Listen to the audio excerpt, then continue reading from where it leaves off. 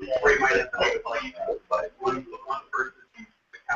think what they do is that if you have the internet or cable at your house, then you have your login and you can log in anywhere else.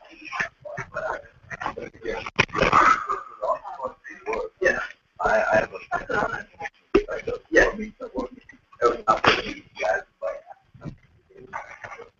I don't think so. Okay, awesome. We're going to get started.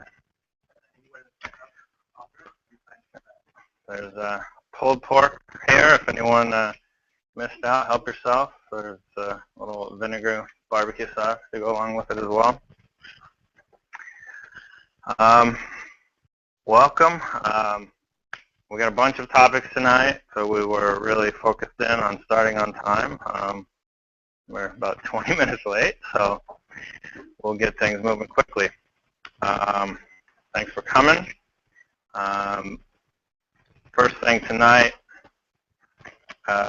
just wanted to say something about Google I/O. It's happening end of June 24th and 25th. If you haven't got a ticket or tried to sign up, it's too late, but you can watch it online. There'll be multiple tracks each day that are streamed live, and the videos usually go up within 2 or 3 days after. So, will there be a Google extension Hangout here? I'm not sure. Last year there was one extended event in UCF that we went and presented at. This year I'm not sure of any that are planned. I know the guy that did the UCF one last year is now working at Twitter in San Francisco. Okay. So he's not planning another one. The people we know at FIT are mostly, they're off for internships out of the state. And I'm going to I/O, so I'm not aware of one, but if anyone is interested in setting one up here, you could certainly work with me and Ahmed and try to get it set up. I'll be going a couple days early for the Global GDG Organizer Hangout, so our summit, so I'll be there for another one, meeting organizers from all over. I'll be there basically a week. So if there's anything, questions you have that you want me to ask, I'll get to see a lot of Google developers, and I can try to get your questions asked. Second order of business is the POSA Coursera study group. It's pattern-oriented software or pattern-oriented services for Android. Class that we're doing right now, we're having study groups every Saturday. The first one is this Saturday at 3. It's all posted on Meetup and on Google+. The first 2 weeks have been posted. Nothing is due until this coming Monday, though, so if you're here this weekend, you can get through that and get everything on time. First couple weeks is just basic Java, concurrency stuff, just some things with like countdown latches and reentrant locks and some basic stuff. Going pretty slow the first couple of weeks, so don't be scared if you're not very versed in concurrency or anything like that. The first couple of weeks not been too bad. Definitely a challenging topic, but he's been able to make it pretty simple so far. Plus the study groups, you can ask questions and we can help you work through it. It is not required that you take the first one that just ended in April, but that's certainly helpful. But no, you can just pick it up now if you're interested. This one you'll really learn a lot more than Android. This is Android. The first 2 weeks are just Java. We really haven't done any Android yet. So it's sort of the Java networking and concurrency so that you can handle the services properly and not corrupt your data. But there'll be some more Android hooking in later. So the other thing I wanted to get through is the GDE program. So they presented this to us at the GDG North America Summit. It's a new program by Google that it's been around actually for about a year, but it hasn't really been pushed very hard. But it's basically a way, because Google doesn't have enough developers to send them to all these talks and send them to talk at GDGs and send them to conferences. There's no time to actually do any work. So they're trying to get some more people that are involved in the community to help them with this. So how does the GDE actually help? They help with bug reports. They help giving presentations, demos at events with the community. They create content, possibly code labs or walkthroughs, tutorials, things like that, or even open source projects. Answering questions on the forums, whether that's Google Groups or Stack Overflow, and then the software creation, just open source. So that's kind of what you do as a GDE. The idea is that you're an expert in some technology like YouTube, Maps, Android, Glass, etc.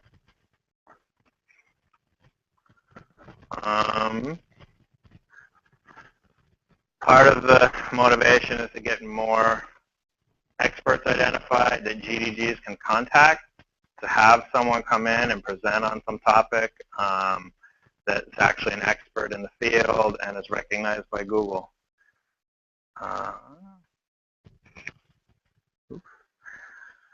They're definitely looking for people who are active publicly, whether it's publishing blog posts about the technology or writing, journal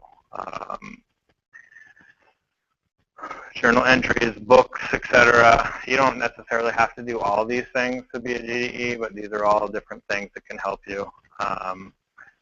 Podcast, sample code, I think we talked about that. This as well. They're really looking for people who are doing open source projects that are well received, sort of useful, used by the community, actively maintained. I think there's a way to do non-open source, but they're really pushing that you at least have a couple open source projects that you maintain. They don't have to be gigantic or anything. Conferences, I don't know all the details exactly, but they are definitely willing to help GDEs with possibly travel expenses.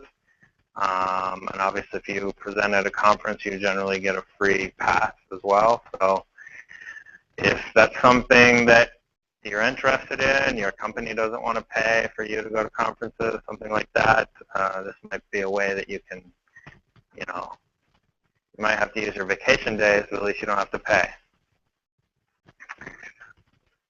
So you get one of these little badges on your Google Plus profile that identifies you an expert. There's also a website that shows a global directory, and you can scroll around the map and it'll show the experts within that area of the map. So you're basically developers.google.com/experts, and you'll be listed there in your technology field. Early access, so you might get to play with the newest feature of Android or Maps or something like that before anyone else.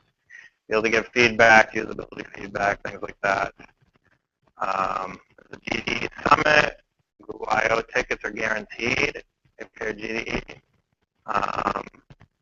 And you'll probably get into some other sorts of very hard to get things that a lot of people would like. So there's some good benefits. It's obviously a good deal of work, but if it aligns with what you're interested in, it could be really valuable. So you can be nominated by someone at Google, another GDE, or a GDG organizer, or lead, I guess. So basically, I believe at the moment I can go, certainly in May, they're pushing us to nominate as many people as possible. So you can just tell me that you'd like to be nominated. You can tell me that you know somebody, like if you know someone who's really awesome with Google Cloud or someone who's a master of YouTube or Google Maps, let me know, and then we can nominate them. There's still a few days in May, and if there's sort of a contest right now, the chapters that get the most nominations will get some swag. So, yeah. So let me know if you know anybody. Maybe they don't come to the events, but maybe they're really good at one of these technologies. Maybe it's Chrome or Dart or Angular or something like that. They will bring you out to Google. I believe they pay your ticket out there and your hotel. You'll interview, not like for a job, but just interview that, like the Angular team will ask you things about Angular, and as long as you have a, fairly good knowledge of Angular and all the other things are in place as well, then no problem.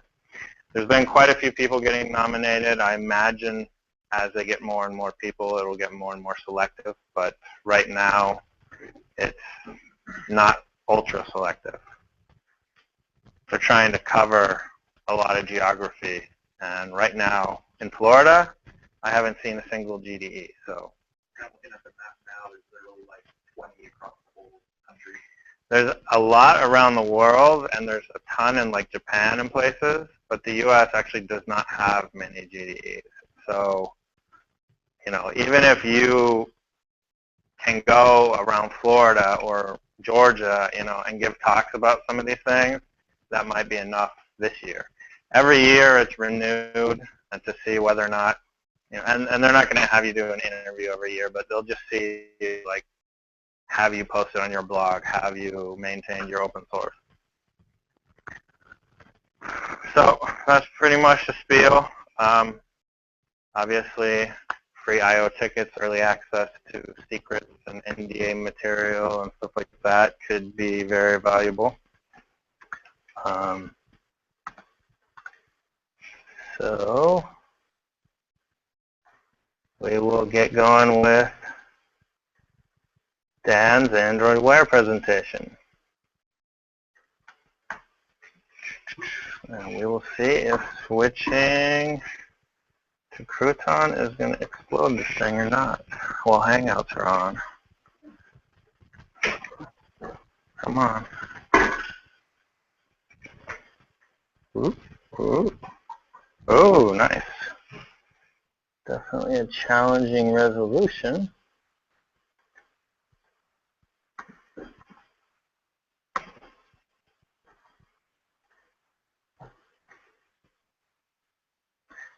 Okay, you didn't need IntelliJ, did you? Nope. Just Eclipse? Well, initially I'm going to just talk the slides. So. Okay, you got that. Which is, you have loaded in Chrome here? Not yet. Okay. I don't know if it would be better to do it there or on the actual Chrome. Yeah, definitely better here on Chrome. And I can pull that up.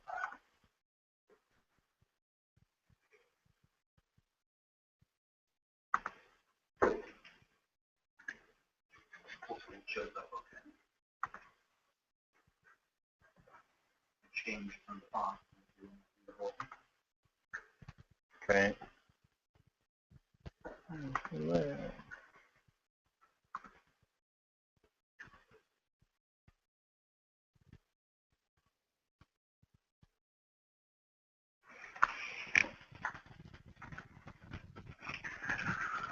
Okay.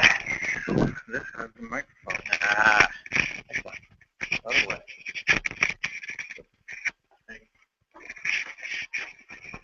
Hello everybody, I'm Dan Greve. I didn't put my name on here, but for those who don't know me, I've done a couple talks here before. I've done a lot of Android development over like the past couple of years. Unfortunately, it's been mostly private companies that I've worked for where it really hasn't been open source and stuff. But I do have a little amount of experience with Android and some of the Google Maps APIs. Today's talk is on Android Wear, and if you haven't heard, it was announced to the public on March 18th of this year, 2014. We've been waiting a very long time for this. It currently runs, it's not on here, but it runs one of the newer versions of Jelly Bean, I believe 4.4.2, which I believe is the latest. Not sure what it will be released with. Let's see. But right now, this is Google's foray into the smartwatch ecosystem. They had, initially obviously pioneered some of the wearable technologies with Google Glass. They're getting more into this, these embedded devices that you're starting to see. They just recently purchased Nest, so you're going to see a lot of this wearable push, these new technologies for home automation, and this is basically taking wearable technology and putting it in a form factor that people are already familiar with and comfortable with, as opposed to something like Google Glass, which is very revolutionary. And this is something that will probably be quickly adopted by the community, assuming they implement it in a smart and full-featured kind of way.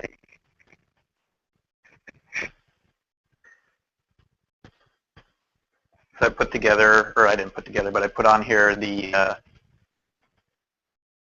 video from their website. I don't know if you'll be able to hear it. Oh, bummer. So slow. Oh. Which one? Live.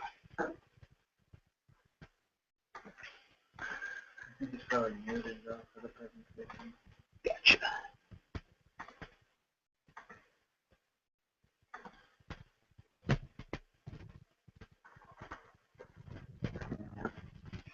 Oh well, this will give you a little idea of it. It's basically something that ties into your, well, they don't actually show it here, but in some of the scenes they show the phone along with the watch. But for the most part, they focus on the watch and some of their demo features for it, getting notifications, weather, things in your daily life. You don't even, obviously you look at your watch, you don't need to pull out your phone from your pocket. It's very convenient. If you're on the bus and something happens, you don't have to reach into your pocket. There they demonstrate actually speaking into it. It must have some kind of microphone on the device.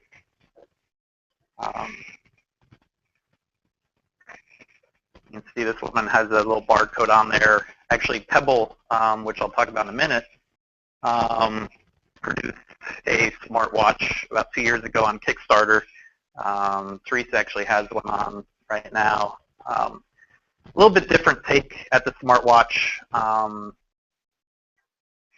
but they have similar features. You can kind of, swipe your barcode, display something on there to, I believe they actually have an app for certain airlines. I don't remember which.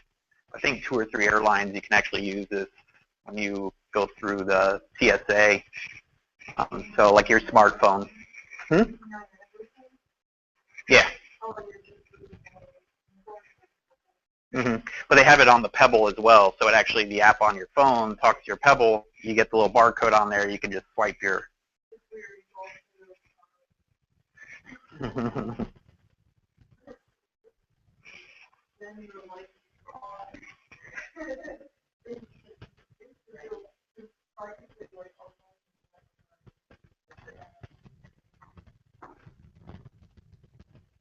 How do I go back in the presentation? So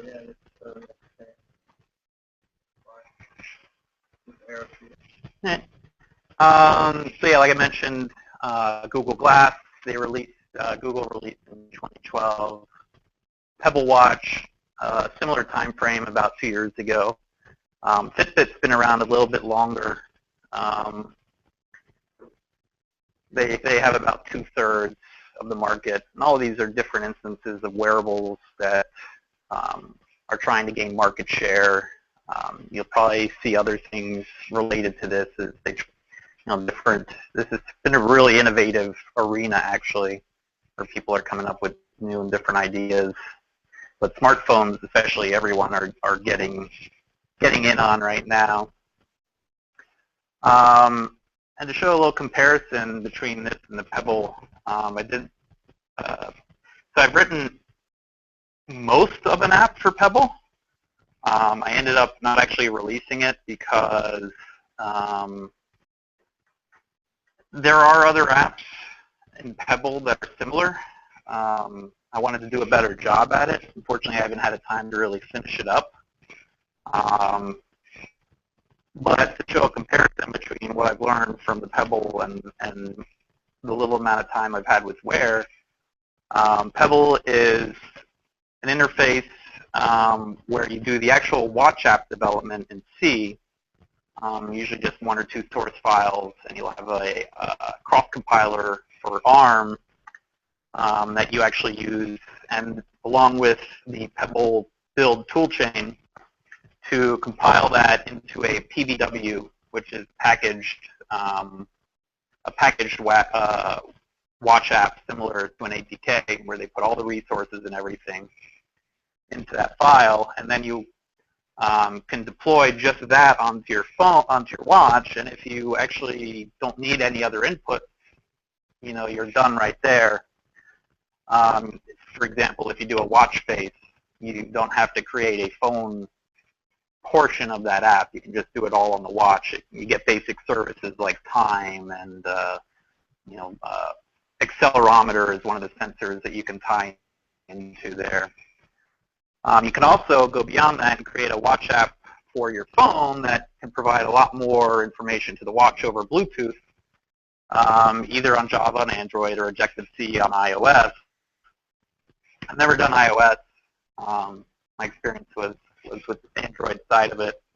But it's fairly straightforward. Pebble actually provides a messaging API where you can send your custom-defined messages to and from the app on the phone, on the watch, excuse me.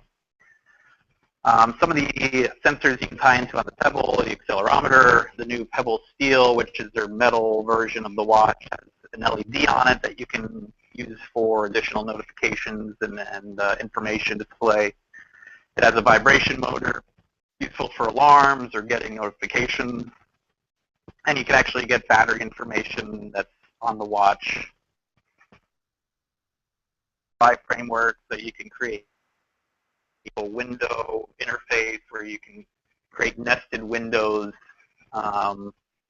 You create your root window, then you can have a window underneath that which may have a menu layer. You can scroll through the menus. If you go into that menu, you can pop up another window. Things like you can render bitmaps, so you can create a very simple, since it's only black and white, 2 bits. 2 bits, I forget how many bits, but it really reduces it to decrease the size of the image to have on your watch.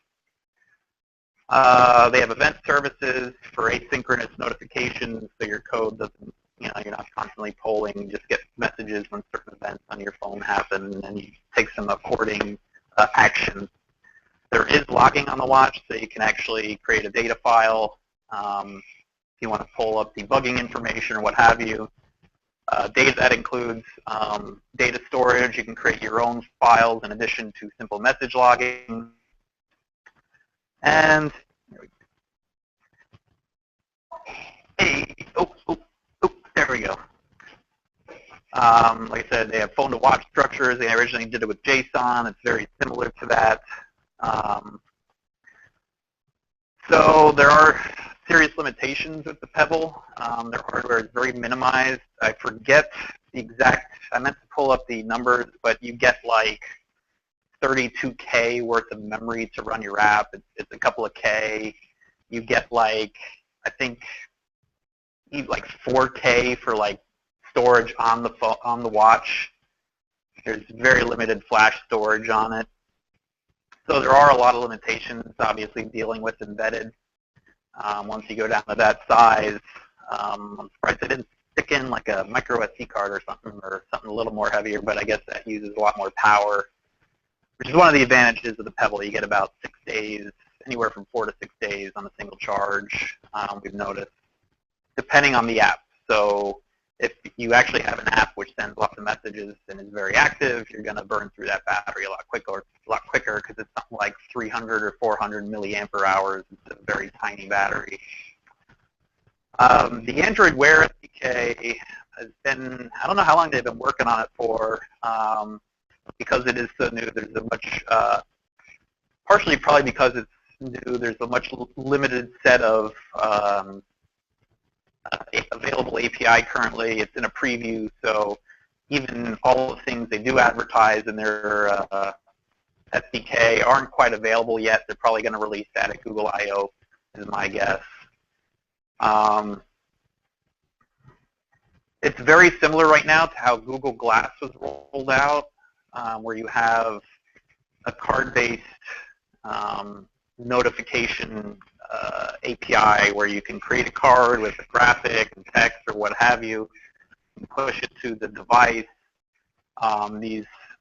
I don't know exactly how they're going to be organized on the watch, but on Glass, they're temporally based. You have a stream of all the cards that have happened in the past, and you can scroll through them both horizontally in time and then vertically throughout the card. So you can stack cards on top of each other if you want to provide more information in something that happens.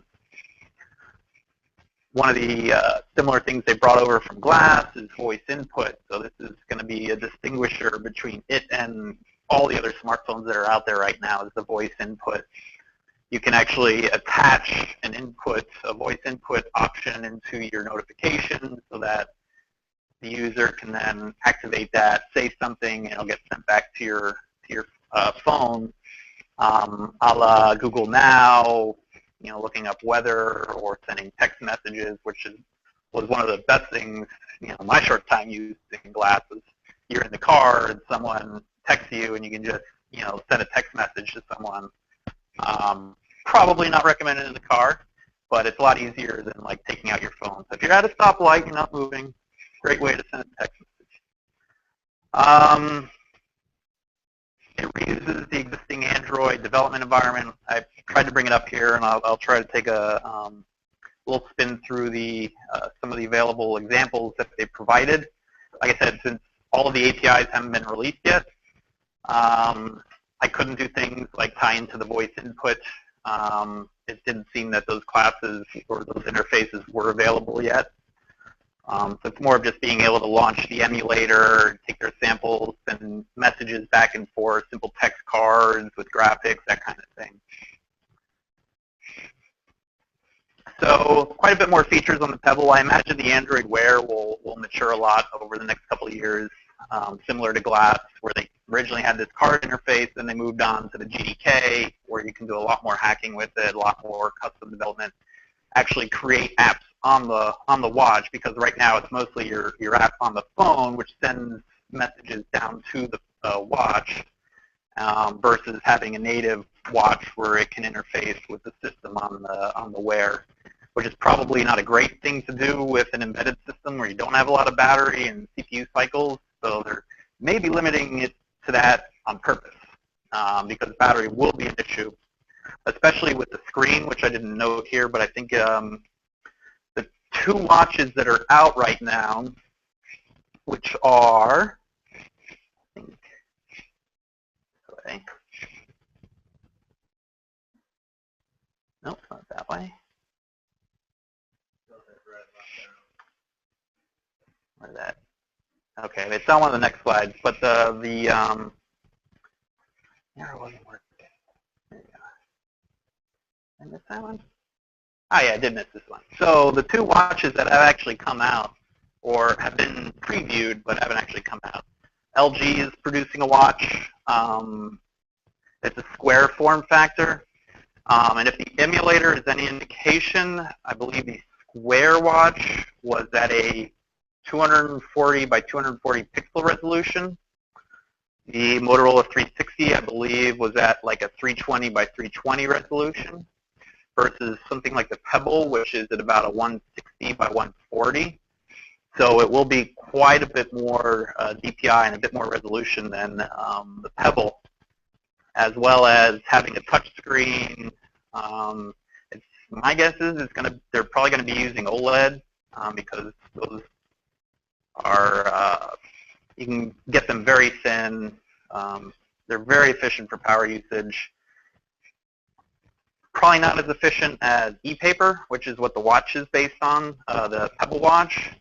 So they might do something similar to Galaxy where it turns off while you're not using it, and if you get a notification, it pops on, or if you flick your wrist, maybe it'll turn on like that. So a lot to be seen.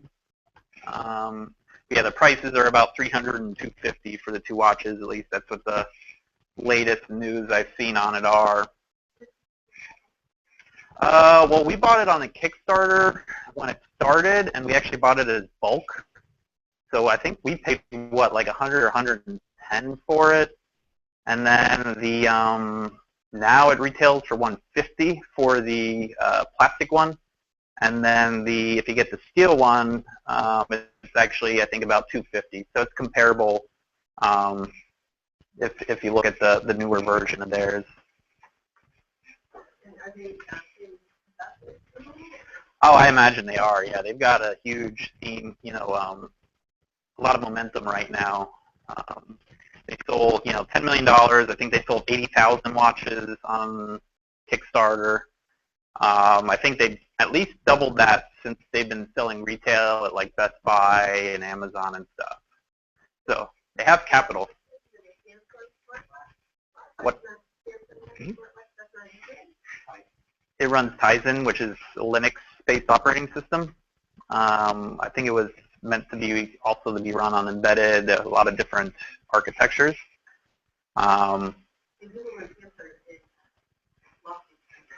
They're all in lawsuits. Although Google and Apple have actually just this week said, we're going to drop all the lawsuits against each other. It's costing us too much money. We're done with this.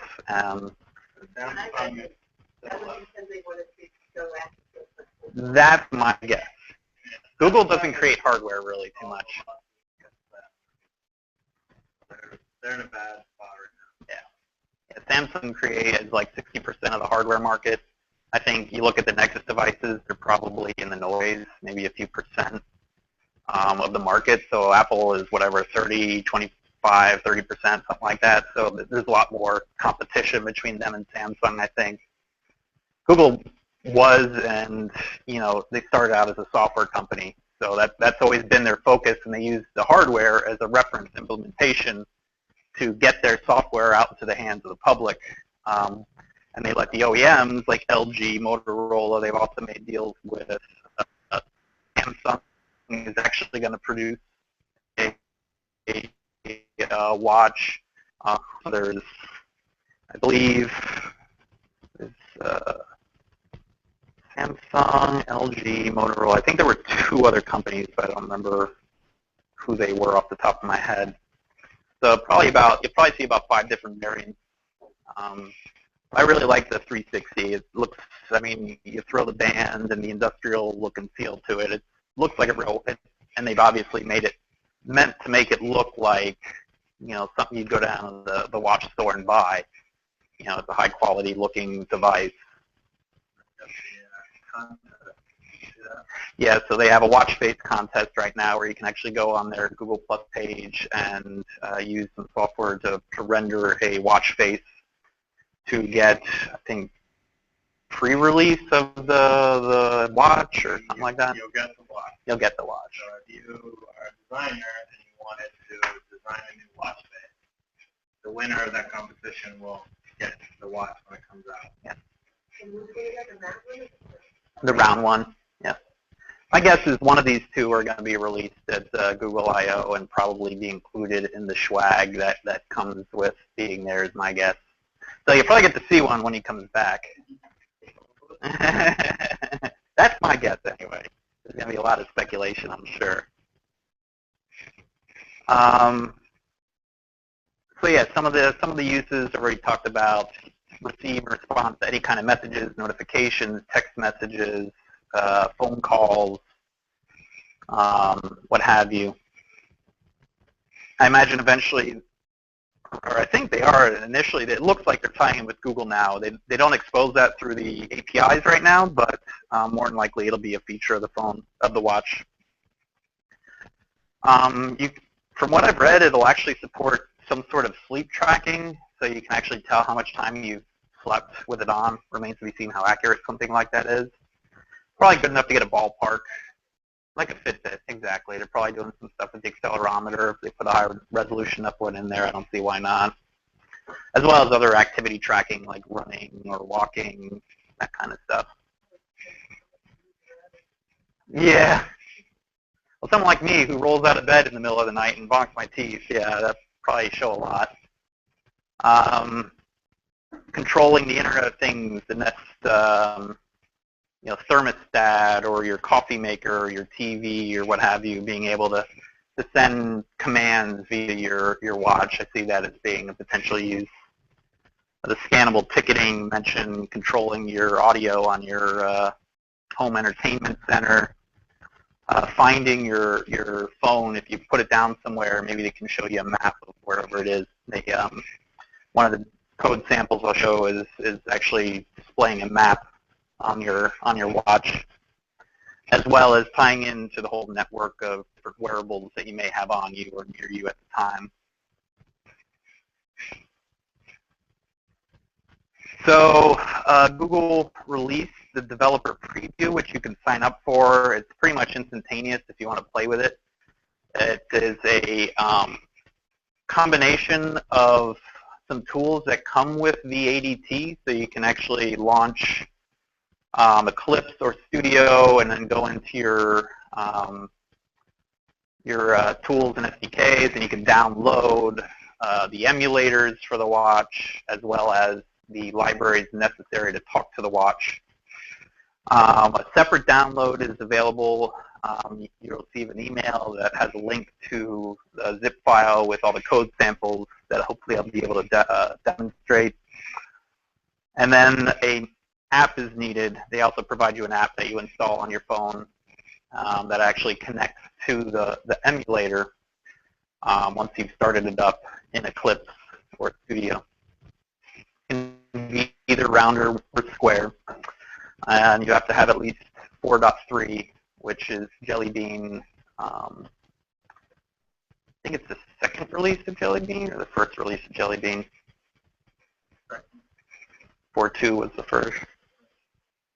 And again, like I said, it doesn't. You can't actually start up the phone emulator and the watch emulator to talk to each other. You have to have a physical phone to connect to the emulator that's running on your computer. So they send you an APK, it's not in the Play Store? They send you, it is in the Play Store, but you can't search for it. And so you click on the link, it'll take you to the app in the Play Store. And you have to sign up on Google Developer's website somewhere? Yep, just Google for Android Wear Developer. It'll take you to their developer site. I don't have a link handy. But yeah, it's just, you send them, I don't even know if you have to put in your email. It probably links in with your regular Google account. So these are some GIFs I took of the GUI in action. They've kind of broken down the UI into two different concepts. One is the suggestion or the context stream, which is supposed to be a set of very concise and relevant information. It's similar to Glass. They want it to be unobtrusive, so only things that are important or relevant to you at the time. And probably don't want your phone going off every 5 minutes to get messages. They'll just wear the battery down. But assuming something is important enough, it's sent down to the watch via a list of cards, which shows little pieces of information, as well as lets you take an action. In this case, it's a check-in to a airport. You'd press that, and you'd probably, it would notify your watch app, your phone app. Your phone app would then communicate back to whatever service you're connecting to, check you in for you. On-demand things is usually where you can't guess what the user wants, but the user knows what he wants. So if he'll go into his watch and initiate something, either by speaking, so you can actually register certain commands with the watch. So you maybe want to allow them to, in this case, launch your cards on the watch. So you have an app that perhaps does some special kind of boat navigation. It'll send the message back to the watch, to the phone. I always mix those two up. Anyway, back to the phone, and then your phone can send the relevant information down on the user demand.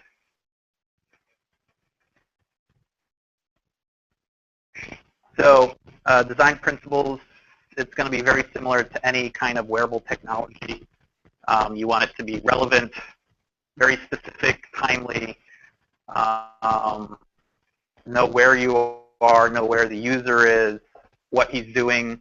Predictive would be nice. It should be glanceable. So anything that can be comprehended between probably like less than 2 seconds, something like that. I haven't getting any metrics, but it has to be quick. Very little interaction. You don't want them scrolling through a million menus and things to get to wherever you want to go, which is actually how I've seen a lot of the Pebble apps implemented. They're numbers of menus deep, and so it's very hard for the user to define what he's looking for. And it should be helpful. It should be something that the user either wants or needs to have in his daily life. How do you do that? That's a good question. Pattern, some sort of pattern recognition, perhaps user monitoring, looking at trends. Maybe the user, in the simple case of a navigation app, you can keep a record of where the user goes, maybe in his daily commute. And then, oh, he goes to the Starbucks every, after about 10 minutes of leaving the house, right? You'll know he's moving because he's going some speed. So maybe your app monitors the speed or uses the Google Maps activity tracking, and you can tell, oh, now he's bicycling or he's in a car. That you get from the phone, yeah. So I think it's really meant to be used in concert with other devices because a GPS, a Wi-Fi radio are all very high-power wireless hardware that's going to use a lot of battery life, which is very key to making this successful. Is being it's got to at least last a day. You don't want to have to charge it up, halfway during the day. Unfortunately, that was one of the limitations I noticed with glass. Is if you do use it a lot, you're going to burn through your battery in 4 hours or 6 hours, something like that, whatever, depending how often you use it.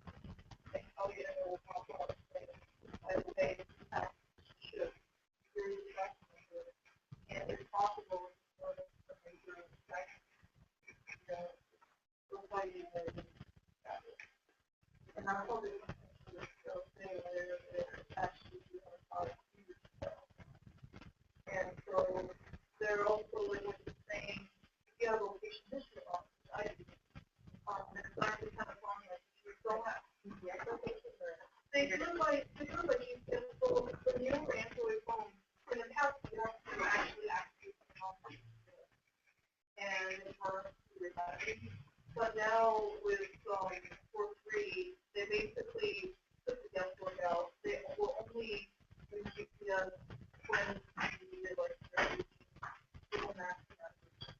Anyway, a lot of fun with those use mobile and JP sometimes. So I have locations from mom, and it's actually kind of used to be where I've been. And it actually keeps track of it. Cool and serious and fun. Because sometimes I go through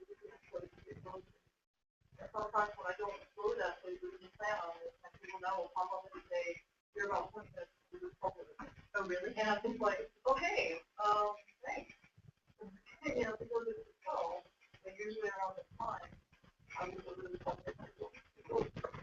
Yeah, Wi-Fi is so ubiquitous right now. They actually, Google uploads a lot of the Wi-Fi information and ties it together with people when they do turn on their phones or get a solid lock. And so if someone else has been in an area where they've isolated that Wi-Fi to be in a very small area, they can tell, oh, well, you're near this Wi-Fi, you're in this small area, you're at Starbucks. Yeah. So yeah, there's a lot of information. Anyway, yeah, so get to some of the code here. Yeah, do no evil, right? Yeah, privacy.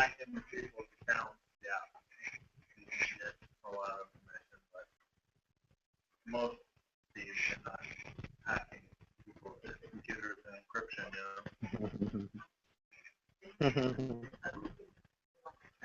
Oh yeah, there's a lot of information sources out there that people even Google for someone's name and find out where their address and all kind of stuff. It's just on the web. So some of the code. So simple case of creating notifications. You have this is your notification on the phone. You want to send it down to the watch. You create a intent. In this case, they create a view intent. You can put some additional information into it. Extras are a way to bundle additional metadata into a intent or into a notification message. They create this pending intent. And then using the standard notification builder that's part of Android, you can actually set the content intent before sending.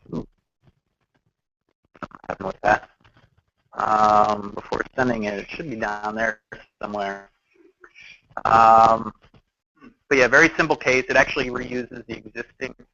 I'm not sure about the pending intent. I think that's an existing Android class. I think these are all existing Android classes, and it's probably identified via the view event activity. I don't think I was able to find that in the existing APIs. Say you want to add an action to a card so that when they go to you can actually see something, swipe to the right, and then you can see what available actions there are. In this case, you'll notice they use a little circle to indicate pages. So this probably matches to that third page, so you know where in the stack you are. You can take that action and it'll send the message back to your phone app. So in this case, doesn't match the thing there, but you can create an intent and associate a geographic location by parsing a URI, set the data in that intent, and then you can associate that intent with the current activity so that when you do create a notification using that intent, it's associated with your app, your activity that I believe has, I'm not sure exactly how the connection is made between the phone. I think there's an ID of some sort at some point. I was breezing through a lot of this code, but so you can create other actions so that when you do click that action on the watch, it gets sent back with a little additional data that you can then represent that on a map.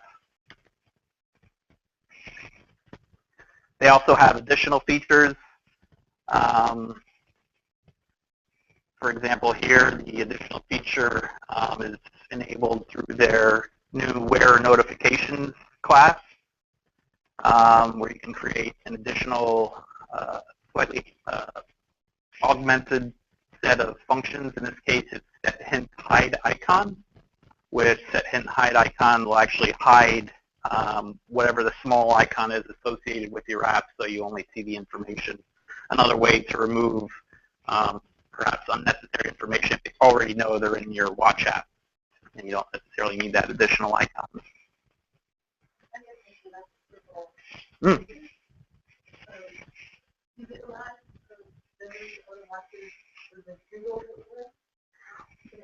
They haven't released any specs for the hardware yet.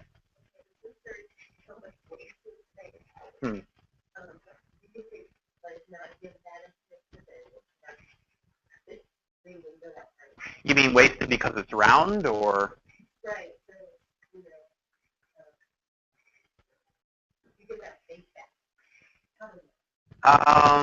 It's up to you. I mean, you can use that space however you want. Oh, the space outside the circle. Yeah, that remains to be seen. If you actually look at the emulator, it looks like they're just cropping it to create an overlay, and so you need to make your content to fit that. Whereas, yeah, you know, I imagine they're going to have a way that you can tell that you can save some memory, or at least format the output, format your display so that you can use that upper corners if you want to put a little something in there, whereas you don't have that on a round watch face. Right? I wonder if you have to have round and square aspects of the two different watches. Yeah, I imagine you do. At least they have two different emulators right now, so I imagine part of the reason was they want developers to consider both, you know, form factors. Sometimes they can utilize the first two players before going around on the notes or mock-up concept that's actually in the ID or not. Right.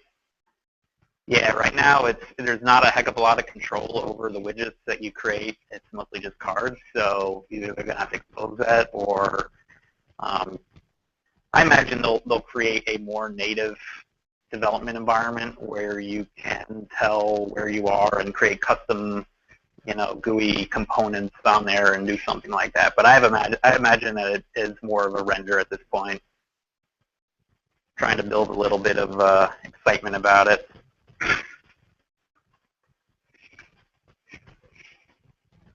The other big feature, obviously, is receiving voice input. So in this case, you actually put this string inside of the intent. You create the intent using that string, and then you create a remote input versus standard notification. You create a remote input object, and then you can set similar information. You have the label, in this case, they have reply or something like that that you want to put in there, whatever it is in your resource. And then, yeah, basically you then send that down. I forget if that gets sent down. We can look at the code here in a minute, but I forget if that's sent down via I don't think it's a notification builder. I think this actually handles sending it down to the watch. If you know you're going to limit the user to a certain set of voice inputs, then you can create a resource file that has those options, so that you may just want to have yes, no, and maybe. You want to limit them. You don't want to have free-form text where you're doing voice recognition across all kinds of stuff. You just want a very certain set. So something like this would be used like this, where you take that, parse that string array that's in that resource file, and then set the choices. There's a set choices method inside the remote input where you can set that array, gets built and sent down to the watch. In this case, they've labeled it extra voice reply.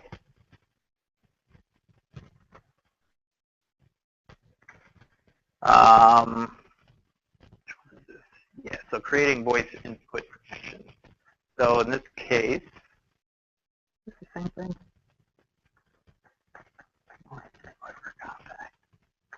Okay, no, so this is just, yeah, so this is if you just want to receive an input. This is sending an input within a notification as an associated action. So you have an existing notification where you have whatever your regular, they use this reply activity. Again, I'm able to find that.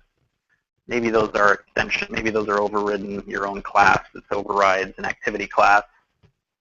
And then you create the notification and set the content so that you're creating an action, like you know, the other one I think said check-in. In this case, you're going to have reply. In this case, they label it as reply, so the user knows, okay, there's going to be text there, or there's some sort of user voice input. And then in the notification, wearable notifications API, you can actually set a remote input to be associated with that notification. Send that down to the watch. And at that point, it will send the reply back to you. Adding pages to notifications. So in this case, you're not going to have a stacked one. You're just going to have pages that you can swipe through. So each page will be a discrete element. Here they're just setting regular view intent, adding some text formatting and stuff, text content in a big content style. That's the 10 minutes.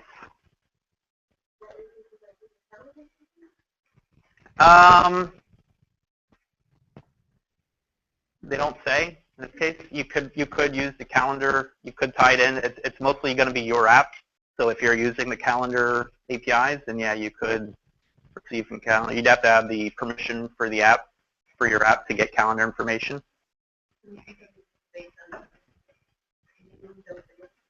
Yep. Yep. What's that? Either way, you could either keep maintaining it yourself in your own database or your own service, or you could reuse existing Google services.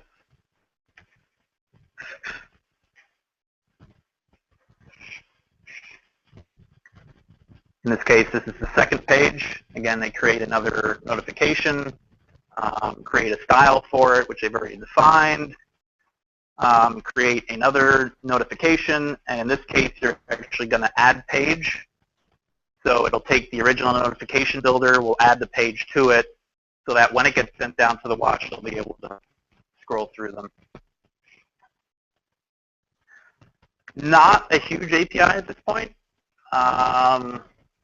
There's only 2 pages worth of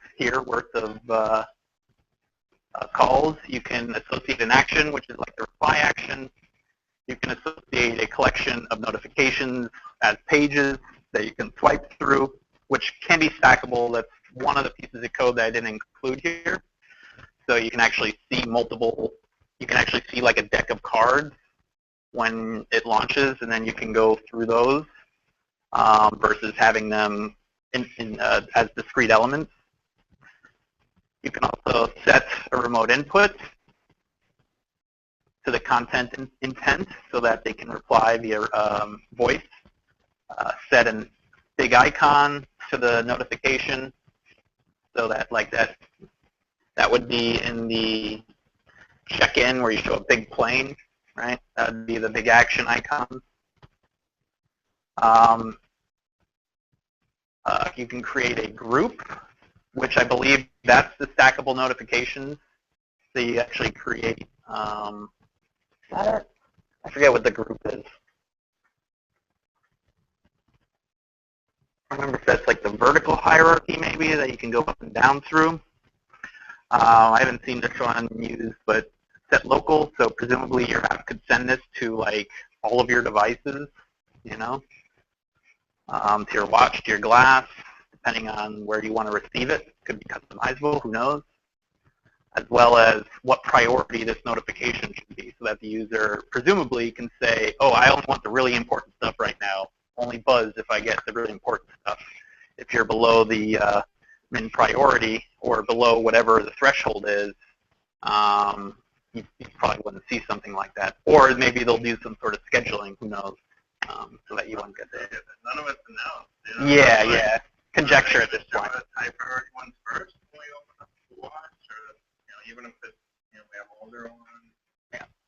So how limited, not really.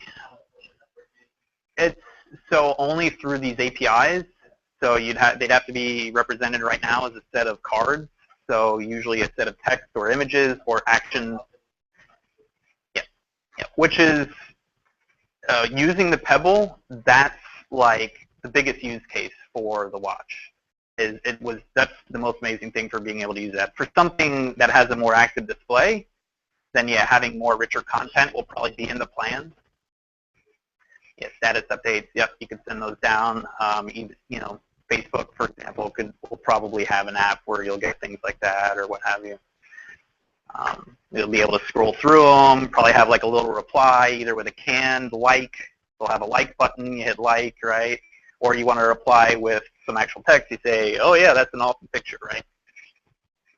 And for most people, that set of being able to send input via voice and being able to see text are probably the two biggest, you know, things that you can build all these different apps on. So even though you don't directly have an API for Facebook on there, you know, the apps will be responsible for creating the notification. Demo, because I'm taking forever. Yeah, so,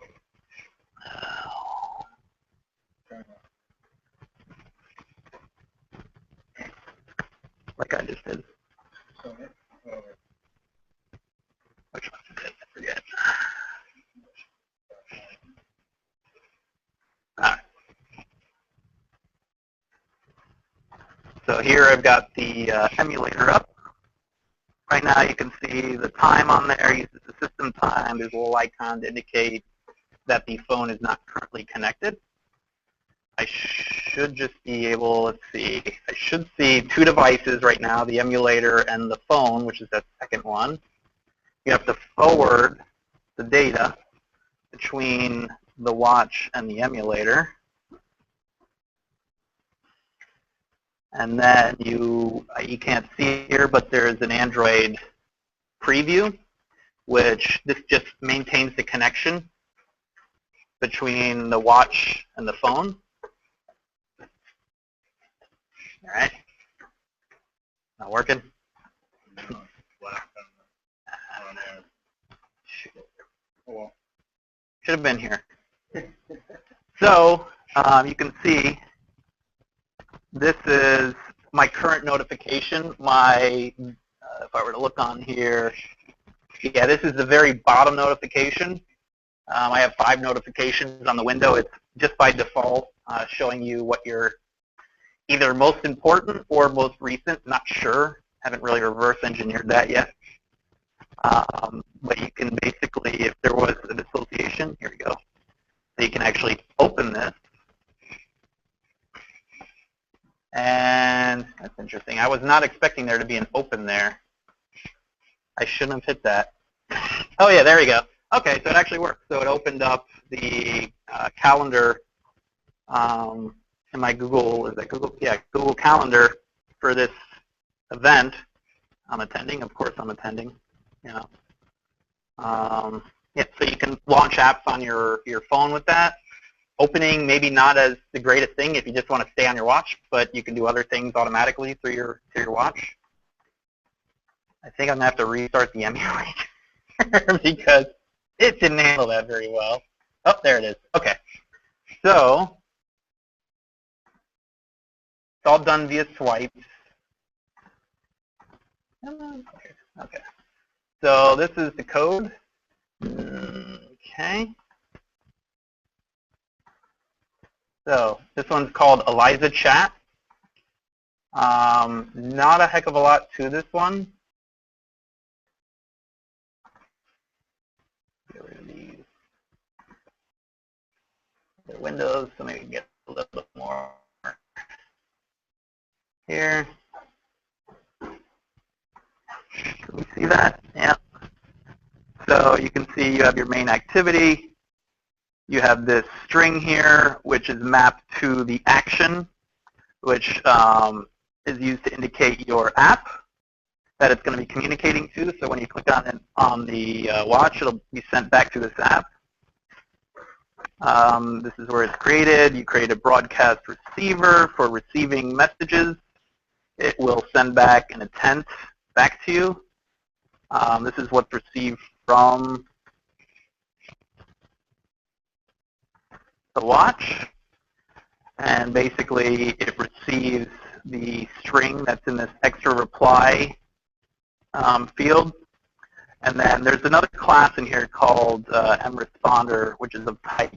They basically have this other class which just receives text and then sends back automatic responses. So it's a very simplified version of what Google Now might be, right? It's just sending, it's an automated AI, if you will, artificial intelligence, where you say something simple and it replies with some dummy string back to you. And there's a view, actually. So on the app itself, on the phone, it's just a list of strings. So you say, for example, if I were to run this, hello?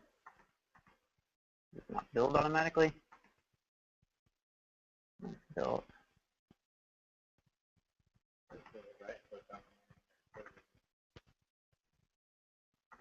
Oh, got an error there. What's the error? What's it not finding? Reply activity code.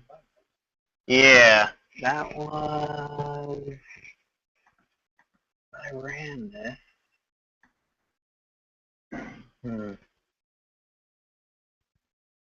Activity, I've included those. Right.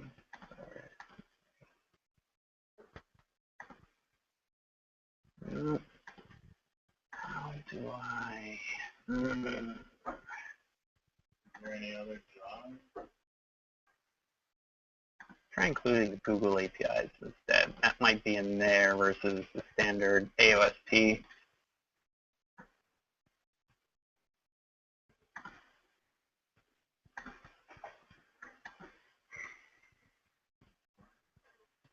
No, it's not finding that.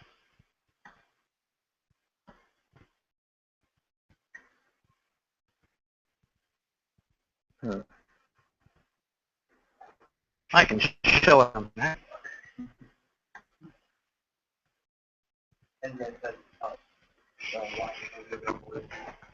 Yeah, I think, well, no, they'll be announced more in, yeah, probably at Google I/O, which is the last couple of years. Maybe sometime July or August. Yeah. July, August is the theory. Yeah. Last thing they want to do is release something that'll flop on the market, and because it's got a bunch of bugs in it, right? So they're going to take their time. They're Google, they can take their time.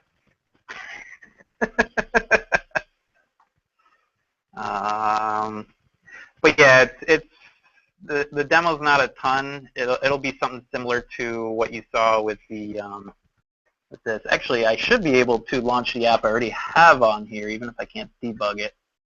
Now that I think about it. Is it Eliza Chat? Let me restart it. It's already running in the background. Oh, come on. Android, Google Glass, and then Right now, it's actually separate. Yeah. I think they're trying that. It's a lot more generic sounding with this wearable notification library. So I think they're trying to move to a unified thing, and it would make sense if they overlap in so many areas.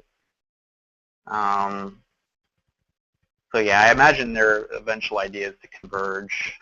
So you have a single, as a developer, you don't want to have 3 different environments that you got to deal with. Yep, so it opens. You can go over, in this case, hit reply. It emulates voice input. I don't remember what it asked me. How can I help you? Oops. Let me try that again. It wants input fast. Okay. I need a bus.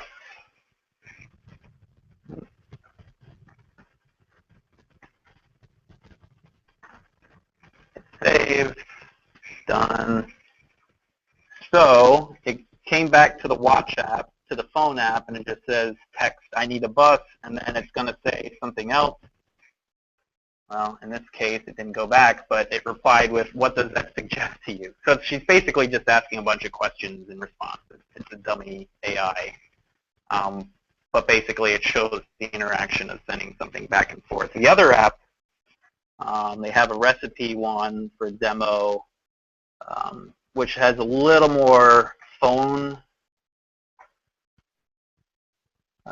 interface to it, where it's basically shows you a list of recipes.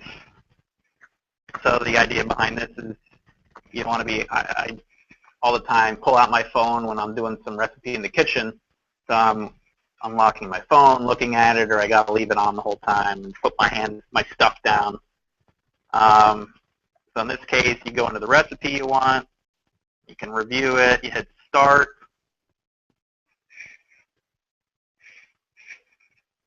Give it a minute. There we go. So it shows it here. You can still have to actually touch it in this case to see the whole thing.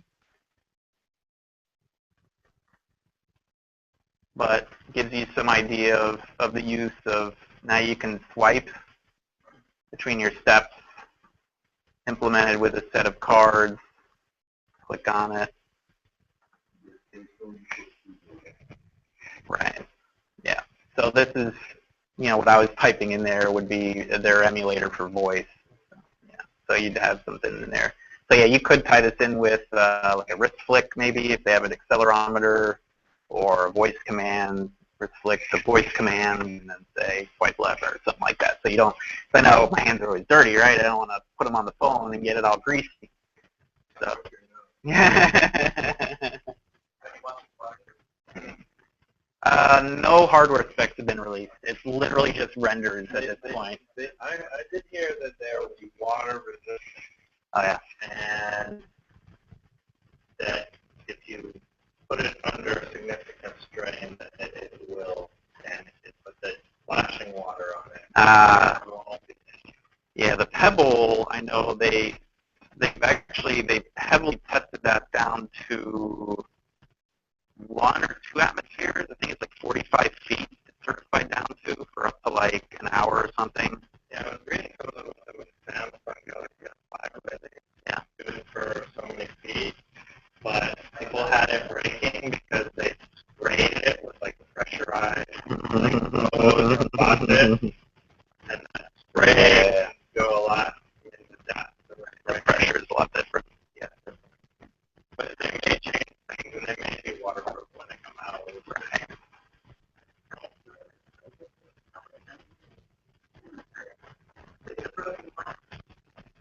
Yeah, they've got this new conformal coating that they can spray on the circuit boards so that it's a very light, I'm not sure what exactly it's comprised of, probably some sort of plastics, but yeah. Oh, the whole phone in, and then it waterproofs it? Yeah.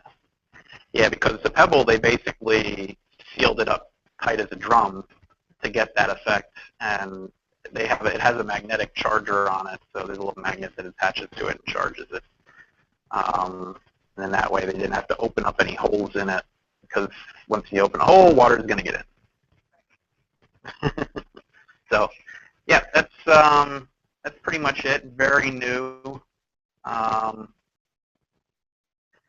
imagine the next year there's going to be a lot of changes to the APIs, so stay tuned. We shall see what happens come Google I/O. 2 months, that's it. Well, they've probably been working on it for at least 2 years, is my guess. There's been a lot these last 2 months where they said like the Android team is missing an asset. Like, no one's heard of them, no one can even talk to them hardly, and they're off like working on this stuff very hard. All right, cool. Thanks, Dan. Thank you.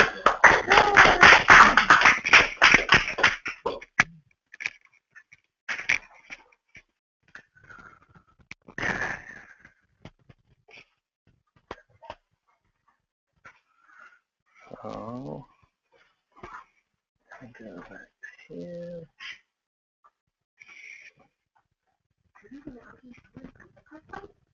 Yes. Oh, just Bluetooth. Okay, we're going to go back over here.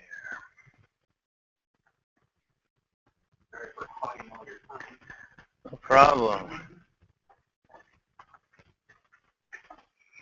Okay. Well, I've already gone through most of this. So first off, your warning, don't mess around with this. If you are scared you're going to break something, or if you will be upset if you'll break something, because if you do break it, maybe you can get some help, but you might also be out of luck. So don't blame me if you run these commands and you break your glass, which no one will be happy about, I'm sure. So first thing I'm going to talk about is fastboot. This is very similar to Android, especially the Nexus devices. Basically on a Nexus phone, you can just type a few commands and boom, it's rooted. You don't have to try to hack the hardware or kernel or anything like with an HTC or a Samsung device or something like that. So there's two ways to get into fastboot. One is to just do ADB boot. I think it's ADB boot fastboot. Right. ADB reboot bootloader will take it to fastboot. That first one there. The other way is to actually power it off. So you hold down the power button and it'll say shutting down. Then you hold the camera button and push the power button. You might actually have to take the glass off to do that. And then you actually watch, there's a little LED right here on the back behind the power button that glows white. So follow these steps and your glass will do nothing. Like, you'll see the light flash, but on the screen, anything else, there's nothing that says fastboot.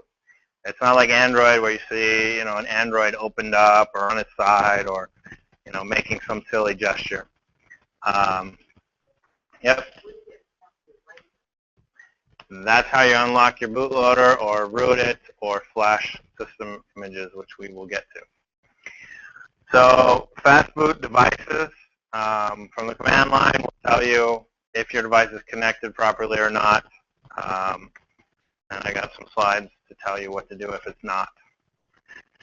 So to root glass so that you can install anything you want, so that you can sideload different things, you just get into the bootloader, use fastboot devices to verify your device is there. It should say device ID.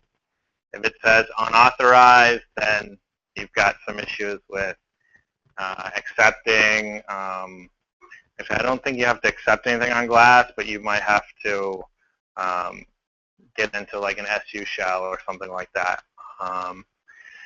So OEM unlock is the magic command that will unlock the bootloader. It will also erase everything on the device.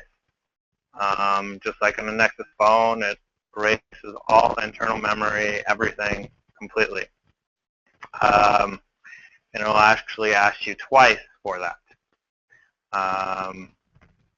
Then there is, up on a link I've got later on here, there's a site with the images. This boot image will, they have the normal system images, and then they have a boot image that's rooted. So you flash the rooted boot image here, and that basically gives you a rooted glass. Rebooting it with this is important to do to make sure that everything works properly. And then you can ADB in as roots and go nuts. Yes, I've done it, and I ran into some issues which are on the next slide. So you can go back. You can unroot it. You can relock the bootloader, all that. So you go to this link, and along with the rooted boot images, they have a zip of system factory images. Those include the boot image that's not rooted, the system image, and the recovery image. I believe there are also images for user data. And I think that's all the images there are, but there's a zip file. It's got all the images in them. You flash them just like this. It's very similar, exactly the same as Android. And erasing cache and user data, does the obvious things. User data is everything of yours on the device. But just like you did OEM unlock, you do OEM lock, your bootloader is locked again, and if you flash all those images, you're back to basically the factory glass. So the issues I ran into, there were some issues with the path. I had to get the proper authorization to do the fastboot into glass. I had to actually be root on my Linux machine, but then my root user didn't have the SDK platform tools and tools in his path, so I had to add that. And then I couldn't sudo and have it pick up those environment settings. I had to actually do the sudo su to get a full shell, and then just run the fastboots from there. So a little bit of steps. I know Windows has some issues with getting your USB drivers right, and you might have to edit some text files and things like that. I've got a link at the end that points to a description of that process. So I also ran into this other issue that you need the original glass cable, you need no USB hub or docking station, or you have to go directly into the computer. And what this did was I would run the OEM unlock, and that's supposed to prompt you and say, oh, you're about to unlock this device. Run it again, and it'll really wipe all your data. Well, when I ran it, the first time it's supposed to be fast and just prompt you, but it would hang, and nothing would happen. And I'd have to reboot glass over and over, and I just couldn't get it to do anything. And someone suggested this. I took it out of the USB hub, straight into my PC, and it worked just fine. So there's some custom proprietary stuff with the glass cable and the pass-through of different pieces of data that you need that cable connected directly, and certain hubs might not implement all the data passing that it requires. And then also the second OEM unlock, after you get the prompt, you run it again, it really starts deleting all your stuff. Sometimes it might just sit there for 5, 10, 20 minutes plus, and it's done, but it never returns. Some people it doesn't. For me, it definitely did. I had to just hold down the power button, shut it down, bring it back. But then I ran unlock again. It says, oh, it's already unlocked. So it did work.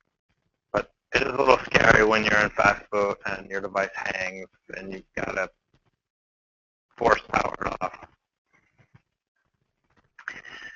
So that's the fastboot. That's images, routing, etc. Now I'll talk about the state of software and glass. Kernel is open source. You can actually go to their Git repository. You can browse through, see what's changing. You can see the commit, the description of what they're trying to fix.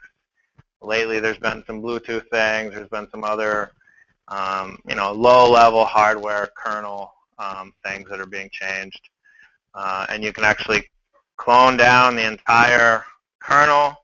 You have to get a special pre-compiled GCC and do some little things, but just a few commands, and you can build the whole thing yourself. That's great, fun if you love C, but if you like Android and you really want to Android open source, you can get all the Java code and you can mess with it. Glass, sort of understandably, is still not open source all the way up. So you can't get at all the actual glass code. And thus you also can't see what they've been changing lately. And the last few releases, they, right here. So XE16 came out with KitKat, and they said all sorts of things changed. I'm going to go through those here soon, and it's slide after slide of these changes. But then they put out 16.1, 16.11, 17, 17.2, no release notes, no indication whatsoever what changed. We did get 2 updates that new voice commands were added, but other than that, it's mostly been issues trying to fix boot looping and other sorts of really nasty things. So I guess they haven't wanted to explain too much about why that's happening. So there's a release notes page I link at the end. There's also a Google Glass platform announcements Google group that you can watch.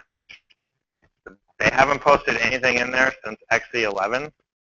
The release notes page does have the 16 and 16.2 and 17.1 update, but it's not an open book for developers. It's certainly different than Android, where Android right now has a great ecosystem. There's a huge amount of developers.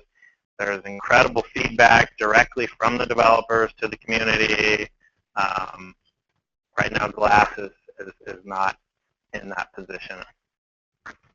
Hopefully, come I/O, that will change, and we'll find out a lot more.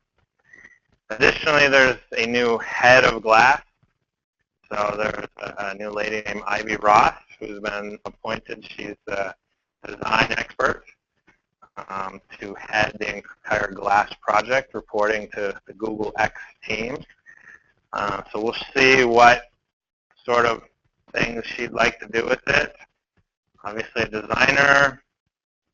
I don't know if her focus will be on developers, but I'm sure there's plenty of people at Google that want to make sure developers get what they need. So here's some of the changes from the 16, XE16 release. I've put in bold the ones that I've kind of hit and are very common if you've done any Glass stuff yet. So this is the card class. It's just basic class that implements a single page or card on Glass. The biggest thing is just to view to get view. Most all apps that use the card class use to view, so it's a little tweak you have to do. Add image was changed a little. The rest of them you may or may not be using and probably aren't too big of a deal. Card scroll view is a view that allows you to scroll through cards. There's some changes here, as well as you'll see, no longer overridable, no longer supported, no longer supported, no longer supported. Back here, the second one, no longer supported. So if you're a developer on Glass, it's just developer preview. Now it's a, it was a sneak peek. Now it's a developer preview. So it's very unstable. Things that your app is using and depends on will disappear from one release to the next. They might get deprecated, or they might just disappear to the next release. There's been some things that were marked as deprecated and then went away, but there's been others that just, your app is broken, you need to rewrite certain parts of your app to make it work with the new version of Glass.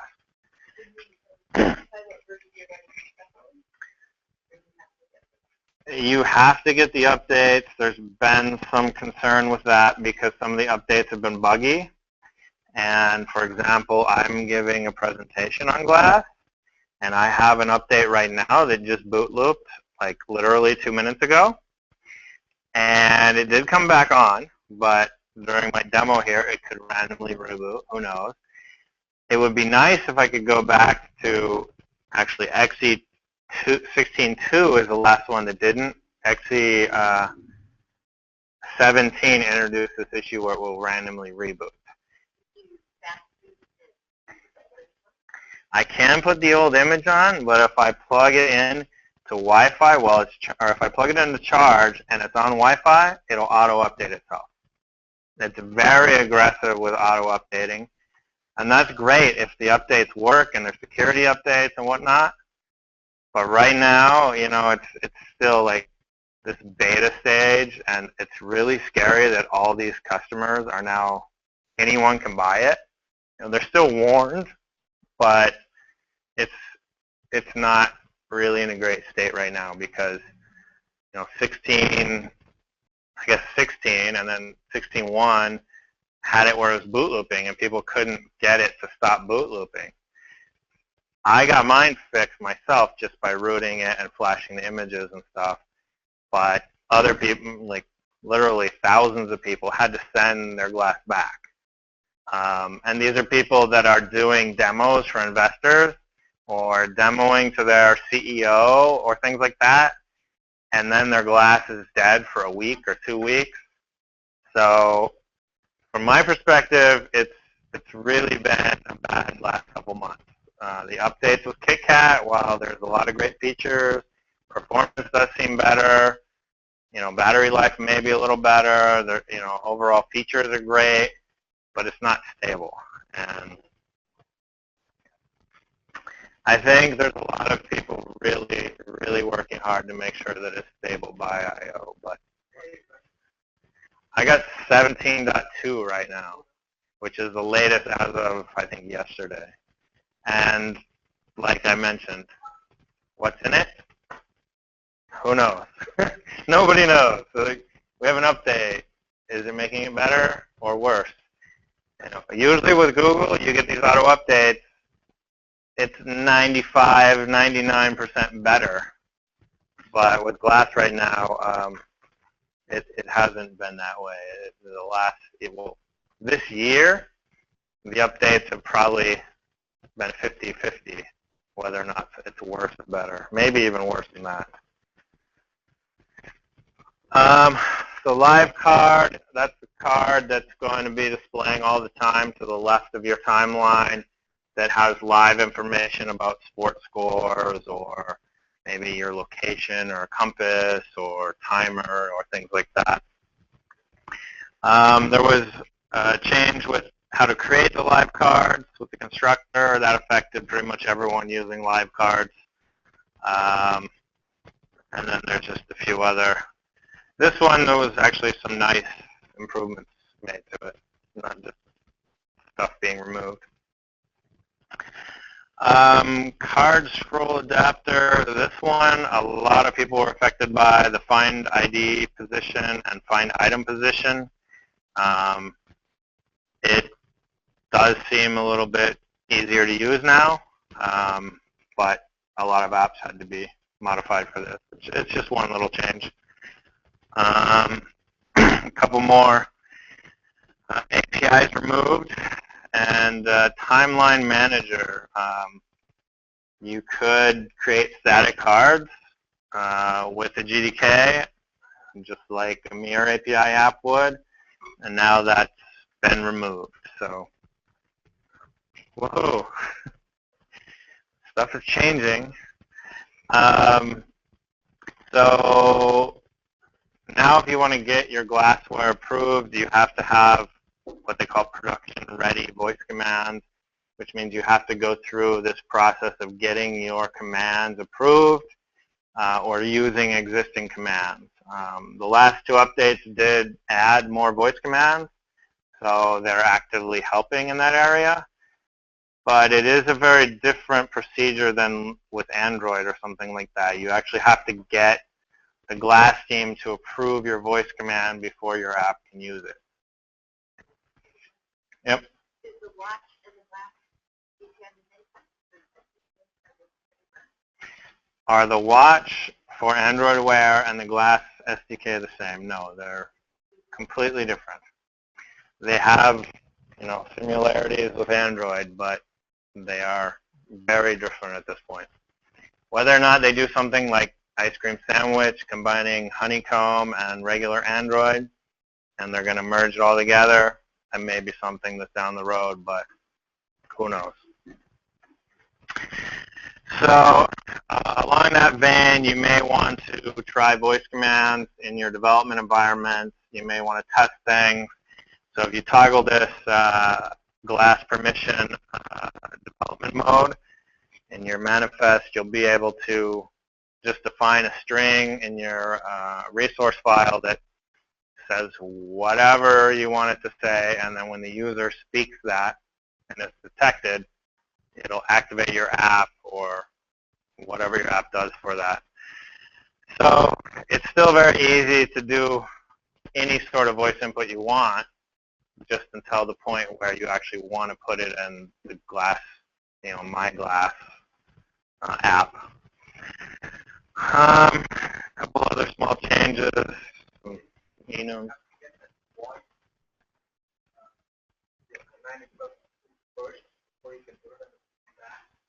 Before you can list it on the public glassware site inside the My Glass app. You can install it side-loaded in development mode with any voice commands you want. So they have the command. Yes, to list it in sort of what is the store right now. So that's obviously sort of a scalability issue and a roadblock and bottleneck, so we'll see what happens there. Do they do that so developers don't have the same overlapping command? Yeah, I think they're trying to avoid sort of a race or some sort of mess where there's 80 million commands and there are variations that are very close to the same command but aren't the same, and they may be doing some things with voice analysis to figure out which word to do the same command is recognized more frequently for different accents and things like that. There have been some Mirror API changes. This one, a positive change, having media payloads. I don't know too much more about what's been going on with the Mirror API. I think it's been pretty quiet since KitKat came out and since the XE11 update or XE12 update before KitKat. So that's all for the latest updates.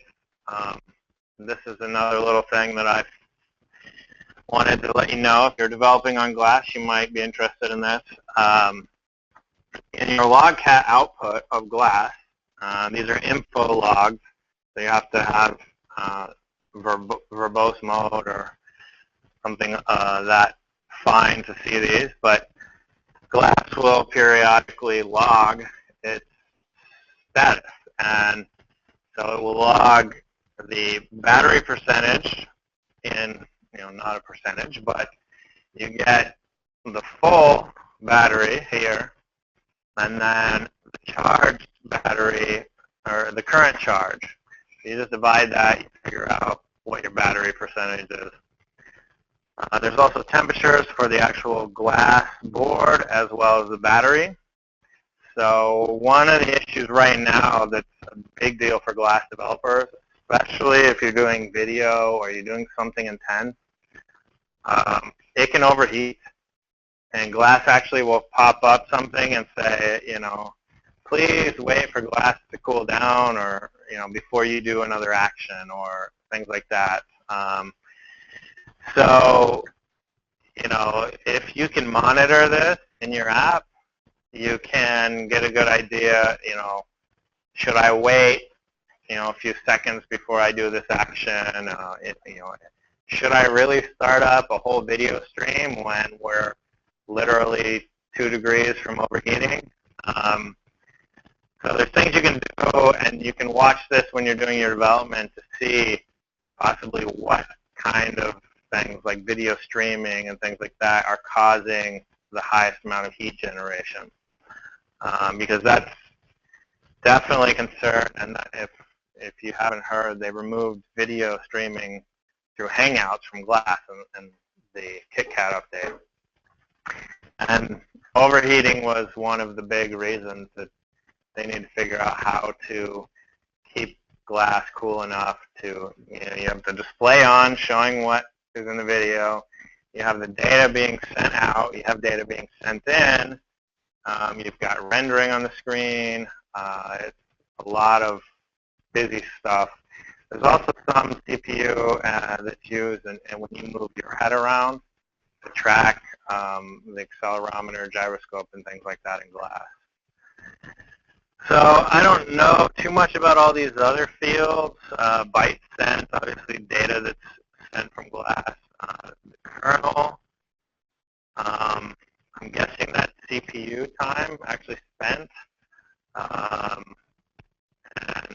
the scaling governor, I think I was recording this, I mostly had glass idle. So perhaps that'll give you some idea of what the CPU is doing at a certain time.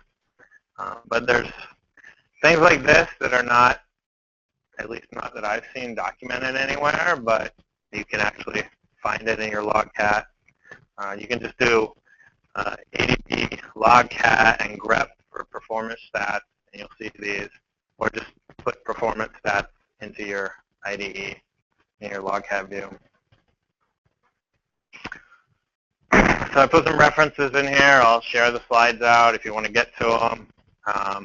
First one's just a bug tracker. The second one is in the glass community. You actually have to have glass to get to this. But this just is what tells you how to root it, how to set up your Windows drivers, how to do fastboot, flashing different images, stuff like that. That's where I got a lot of the information. And you don't really need it if you don't have glass. Image downloads, those are your system images to flash onto glass. And then that's the platform announcements, Google group I talked to that is basically it's just Google only post to it, and you can subscribe to it to get updates, but I don't know if it's dead or when there's going to be another update. The release notes does seem to be updated pretty often, although when the updates are one line, it's not all that helpful to developers. Okay, any questions on that stuff?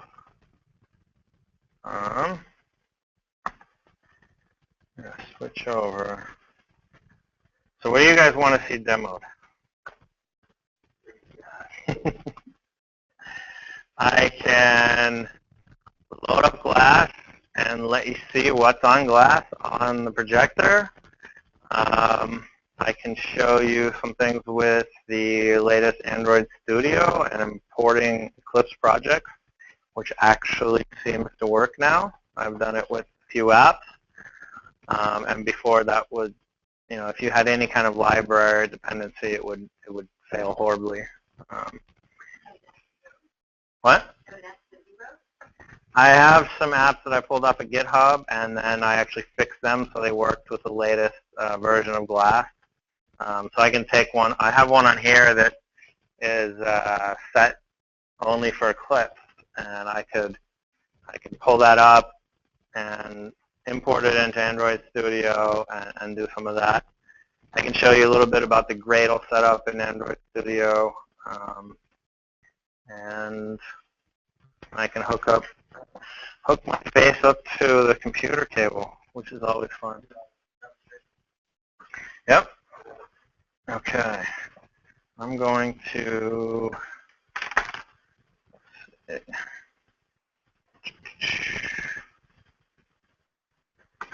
I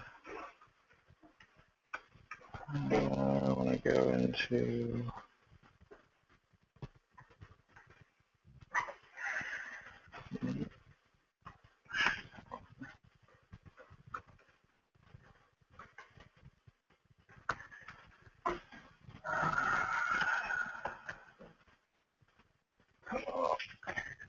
I don't think this is coming through on the Hangout, so let me just show what's on the projector and hope that's good enough that someone can see something useful.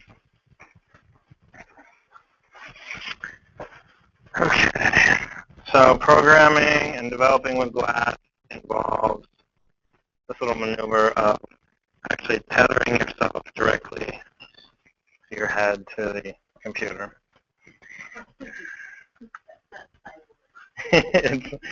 My wife has walked in a couple times and sort of wondered what I was up to. Okay. I'm telling it to trust this computer when I plugged in the USB. So it's sort of like Android KitKat does now, where it pops up it shows you an RSA fingerprint. So, not ADB devices. We're connected. There we go. So if you haven't trusted the computer running this, projector is not going to work. But now I got it done. So this is what it looks like when you're using glass. So in one direction, you go back in time, and you can see a picture I took of Dan's presentation, an email. Back on the home screen, you go the other direction, you get sort of what is relevant now rather than the past. So these are current or future meetings, directions to your house or work, sports scores, and for a lot of these you can drill down into this. So I can go actually down and see that the Red Sox got swept at home and lost again to the Blue Jays. I can pull up more information off that as well. Same with the stock quotes. You can go in and see a little bit more. And then there's your settings, which will let you see a little bit more information, including the version you're running, the amount of space that's on your device. So if you're taking pictures and video, it starts to use some space on your device. This is also where you go into this feedback is a new feature where if your glass just crashed or you just had some major issue, you can go in here and then it will collect all the logs on your device and gather debugging information and allow you to voice input, this app just crashed, or, glass is going slow right now, and then you can give that feedback. I haven't used it yet, but I've been asked to use it a couple times, so I should use it soon. And if it boots or reboots on me right now, I'll use it when it comes back. Yep. Yeah, on screen you're selecting like things a little bit louder like that. No, that's just for the projector because it's got to transfer through USB. So you need to turn this debug on right here. Otherwise, you can't connect, you can't do development, you can't do any of that. So that's one of your first steps, as well as your factory resets right there handy. It will confirm, I believe. You can set the head wake-up angle. So when you raise your head, sometimes you move your head naturally and glass keeps coming on, so you can actually adjust that yourself so that you say that I want it to be just a little bit more, so make it more obvious when I want to do that rather than having it activate itself and waste battery when I don't need it. On-head detection, I usually keep it on, but I'm turning it off right now because there were some issues and the rebooting. Some of the guides have told us to try turning that off. Maybe it'll help.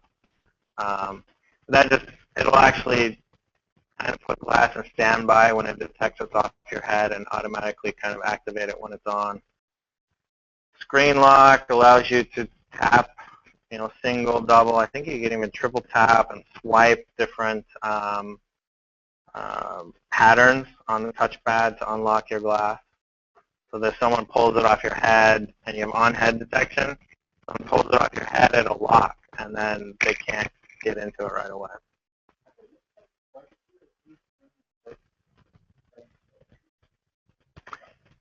I think most of these have come in 16. I believe so, 16 or 16.2. There's this one where it actually tells you, before it will just automatically auto-back up your stuff. Now there's actually a card for that says how many items need to be backed up. It won't do that until you plug it into a charger and it's on Wi-Fi. But once you do, it'll back those up. And you'll see in your Google Plus that some photos are ready to be shared. Wink for picture. You can kind of do a real deliberate wink and it'll take a picture. I turned that on a number of times, and then I got random pictures of the sides of cars and doors and walls and stuff because it's still experimental and it was detecting a wink incorrectly. Or maybe I just happened to, do a really strange wink while I was walking down the street. I don't know. And then your volume. There's a volume here. There's also a volume in the call dialog. And I think they're separate. So sometimes I've had volumes issues with calls, and I need to go check both places to make sure it's at 100% because for me, I can't hear a phone call on this very well. If there's any ambient noise or anything, that's one of the biggest issues I've had is the audio quality. With the earbud, it actually is pretty strong and pretty clear. So the other part of Glass is going into the home screen here, where you go in to give it a command, like posting an update, listening to music, showing the compass, translating something. Google, it'll take you to Google Now. It'll tell you the weather, tell you who's the president of some country, how tall is some famous person. Take a picture, video, directions, text message, call, and there's some games. The games go pretty slow on here, so I won't show that right now.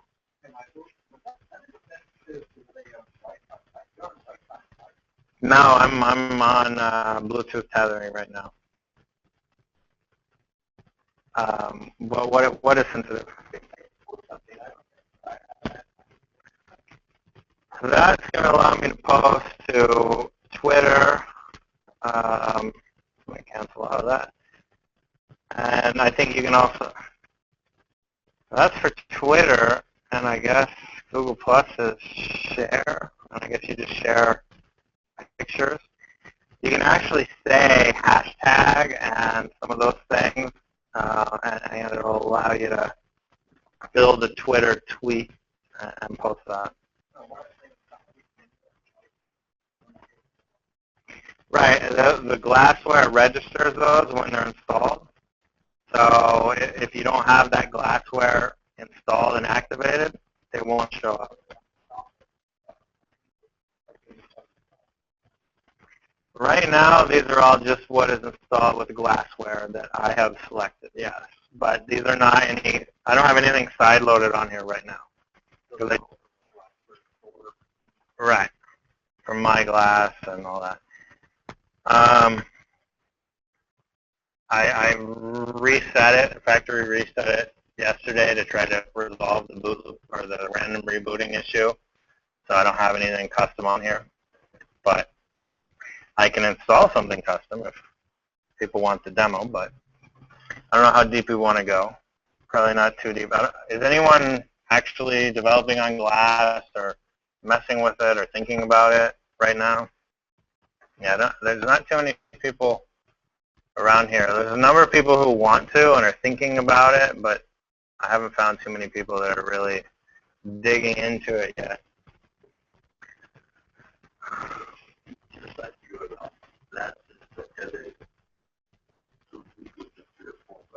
Right. My phone's on LTE right now, so it's using that data plan. One other thing is I've got this Favi keyboard, Bluetooth keyboard. It's pretty fancy. It's got a pointer, and it's got a touchpad on here, so you can see I'm actually controlling right now, and I can tap in, and I can say LS. Oh, I got something running, so let's see. I can Control C and kill it. Let's say I go up. So I can actually control, and I could give the presentation from the Favi. There's a touchpad. There's also Android controls, back, home, menu, search. And there's also buttons like play music and turn the volume up, left and right mouse button, things like that. And you can control your slides through this. This was actually demoed at Google I/O last year. So they had someone controlling something on glass where you could have an app open on glass, and then he could type in, or he could use the mouse to move around on the glass screen in the glass app. Yeah, a base Android app that wasn't, yeah, they had the launcher. And so that's been broken ever since about XE11. And the new KitKat actually brought in a whole new Bluetooth stack. Before it was Blues or Blue Z. But then in Jelly Bean came the Blue Droid Bluetooth stack. I don't think those have too much to do with it, because if you're using the right APIs in Android, it just works. But I think Glass has done something in their layer of Bluetooth, and I've done a lot of research on this lately and a lot of logging and testing and trying different things. It looks like, and you can pair it, and I actually have an app that I've been helping work on to allow pairing your Glass to a keyboard. So it's easier to use than the old hack of using a settings APK. But once it's paired, it doesn't actually connect. And what you're supposed to be able to do is you pair it, and then Android automatically notices devices in range, it connects, negotiates a connection, and then allows it to work with whatever Bluetooth profile that, for this it's an HID device. But right now there's a number of bugs open, and a lot of people wanting to develop with Bluetooth devices that work with Glass. And I guess some of the LE devices are working, some that just send data, but not all the profiles are working. What I want to do is I want to take this headset and I want to pair it with Glass, so that when I get a phone call, I can just pull out these earbuds and plug them in, and I can talk. And it's a lot easier for me. They snap in with magnets, and then they go right on up. And if they hang, fine. They're hang. They don't get lost. Right, they're stereo. They're noise canceling. With the earbud that comes with Glass now, you actually have to plug it in here. And when you've got a phone call that's just come in, and you need to dig out your earbud, and then you need to figure out which way it is and get it plugged in, and then get it into your ear.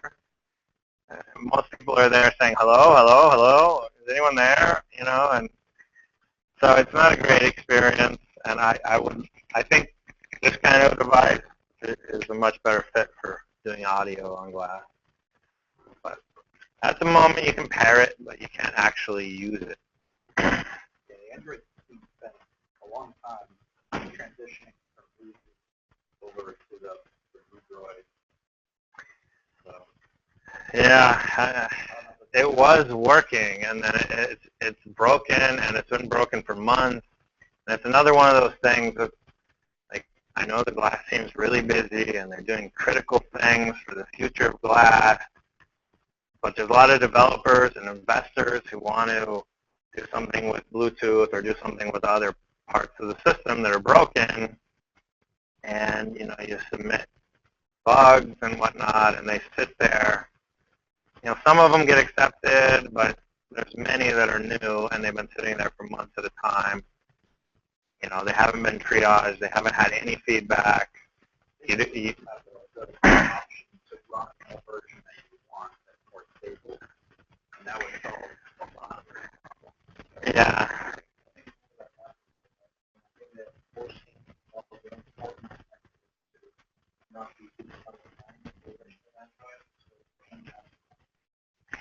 Well, we'll see what happens. Things are going to be a lot more competitive. Samsung's supposed to have their Glass out in September, and the rumor is it's going to run Tizen. Will have nothing to do with Google Glass. And if you've written an app for Glass and you want it to run on Samsung, you may be looking at significant or complete rewrite. So I don't know what's going to happen, if Glass is going to be the nexus of glass devices, and Samsung and LG and Motorola are going to lead with the hardware, or if Glass and Google have the patents and they're really going to actually make theirs sort of the premier platform. It's definitely unknown at this point, and it's going to be a competition for developers. And right now, there's a lot of openings. What? For Google Glass, yes. Yeah. Right, the hardware, everything is by Google. And Samsung's doing the same thing. Tizen is their operating system. They want the whole stack themselves. I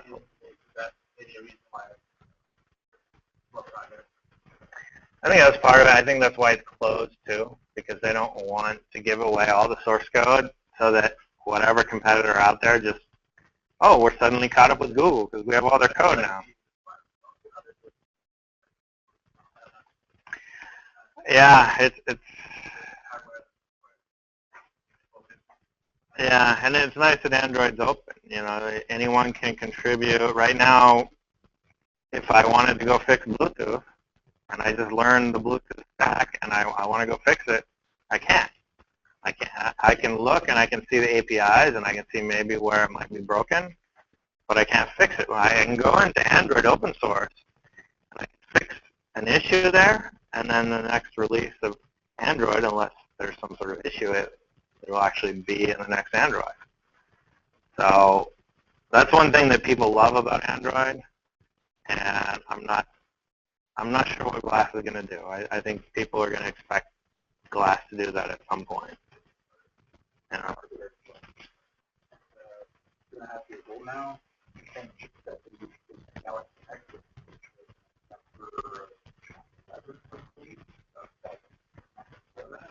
I imagine actually probably fairly soon now what their next step is.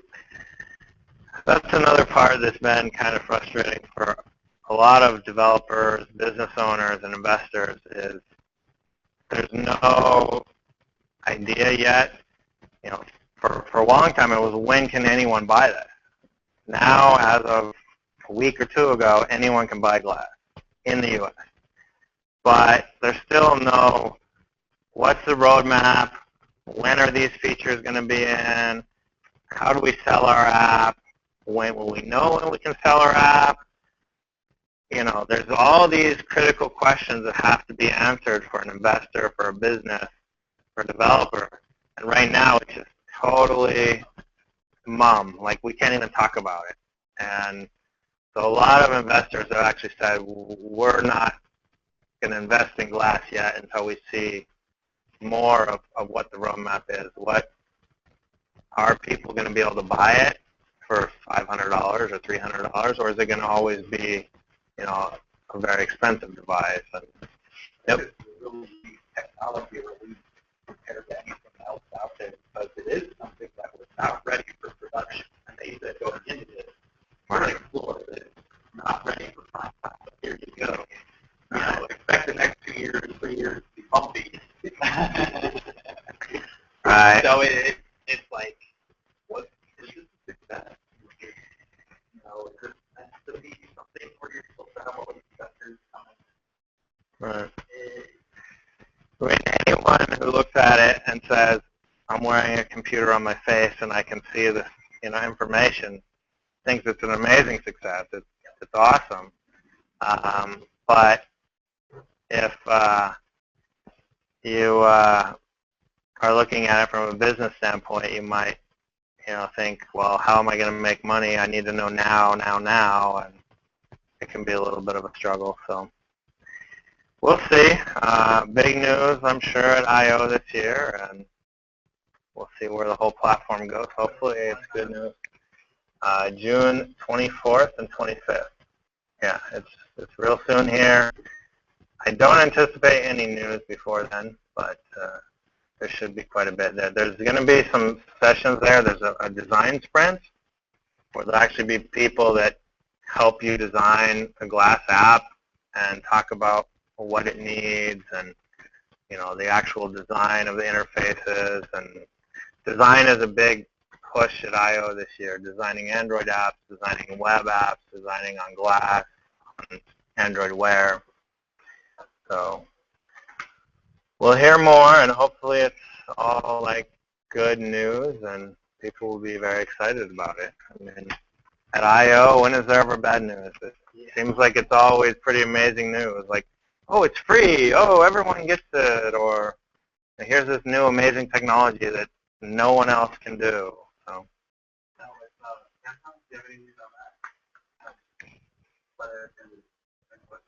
I have no idea, not at all. It's obviously very competitive, and no one wants to give away, secrets that are going to lead to your competitors catching up. Okay.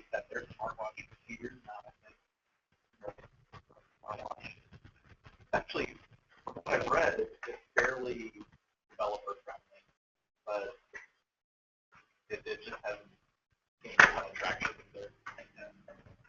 Everyone's trying to chew out, to grab a piece of the market, come up with features that distinguish their product. Is anyone here doing Android, working Android apps or developing on Android? I'm starting to. Starting to, okay. Looking into it. We're thinking about the next meetup is going to be with the guys from Career Fair. They've got a number of Android apps out there, each one custom tailored to different career fairs.